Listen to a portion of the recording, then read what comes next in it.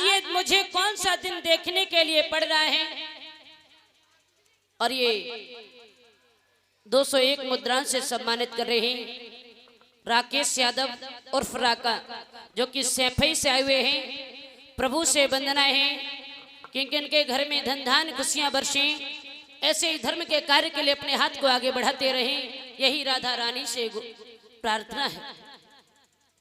महाराज जब ये बात कह रही हैं कि सुनीति कि हे बहन, मैं तेरा हर काम करने के लिए तैयार हूं, जब तू संध्या के समय पर आराम करेगी तो मैं रात को तेरे पैरों को दबाऊंगी।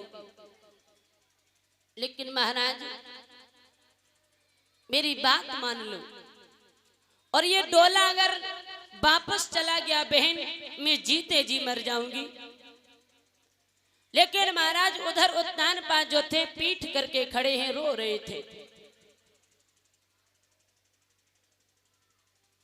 सुनीति कहने लगी, नाथ आप क्यों रो रहे हो? रोने के लिए तो मैं ही काफी हूं। उत्तान पास समझाने लगे, रानी मैंने तुम्हें पहले ही मना किया था कि दूसरी शादी मत करवाओ, लेकिन तुमने किसी की बात को नहीं माना। मैंने पहले ही बता दिया था कि घर में अगर तुम दूसरी शादी रचवाओगी ना तो तुम्हारी ख्वारी हो जाएगी। महाराज उत्तान पद और सुनीति दोनों रो रहे हैं, लेकिन उसी समय डोले की तरफ देखा तो सुरुचि को कोई भी बात का फर्क नहीं पड़ा। महाराज उत्तान पाद जो थे आगे बढ़े,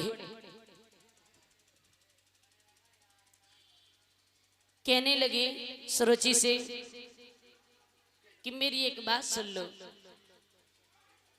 अरे वो बड़ी रानी भला तुम्हारा क्या बिगाड़ेगी? तुम महलों में चलो और बड़े ही आराम से रहना। लेकिन महाराज सुरुचि पर कोई फर्क नहीं पड़ रहा। तो राजा कहने लगे, सुनो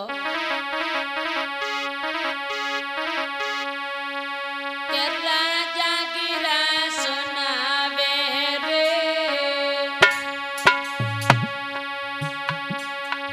रानी को समझावे रे, हिल मिल रहो जाई महलन में, बोतर कहाँ बिगाड़े रे।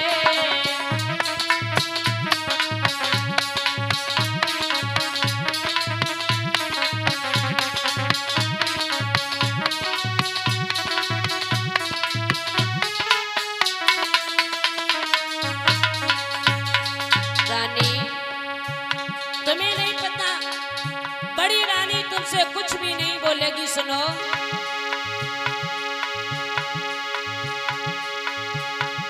ए धर्म घटे कुल धब्बा लगी जाए, बात धूलिए जाएगी, लोग हंसाई करे महल में, फिर पीछे पछताएगी।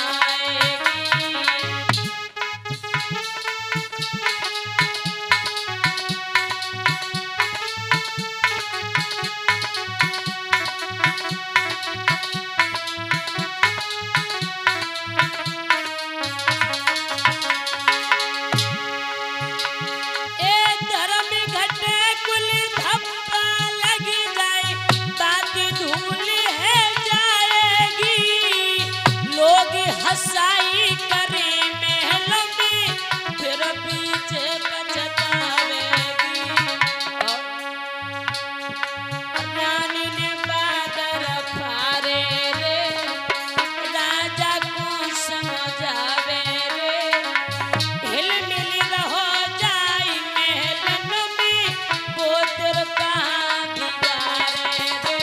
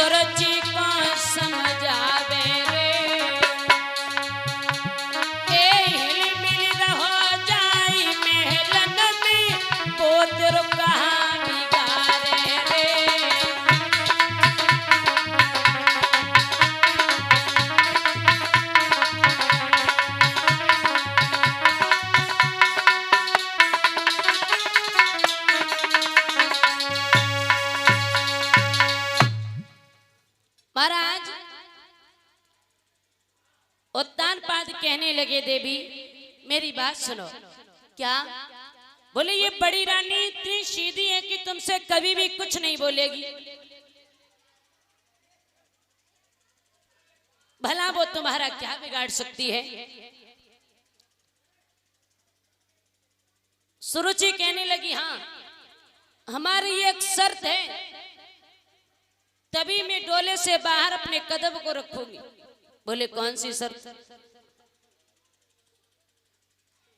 अगर ये बड़ी रानी सुनीति इस महलों में रहेगी तो मैं कदापि नहीं रहूंगी, और ये अगर खेतों पर रहे चिड़िया और काग को उड़ाया करे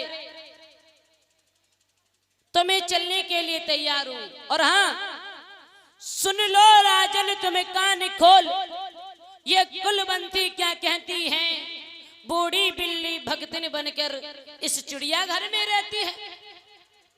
अरे मैं इसे अपना पुत्र दूंगी। अरे ये क्या जाने बांझ बेटे का दुख कभी नहीं समझ सकती, मैं इसे अपना पुत्र नहीं दे सकती। उसी समय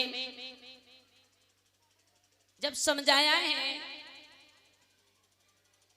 कहने लगी कोई बात नहीं।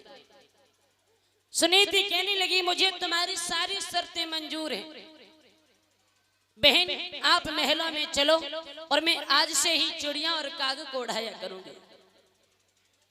जैसे ही बड़ी रानी के कहने पर सुरुचि महलों में पहुंची है तो कहने लगी क्या? मेरी बात सुनो।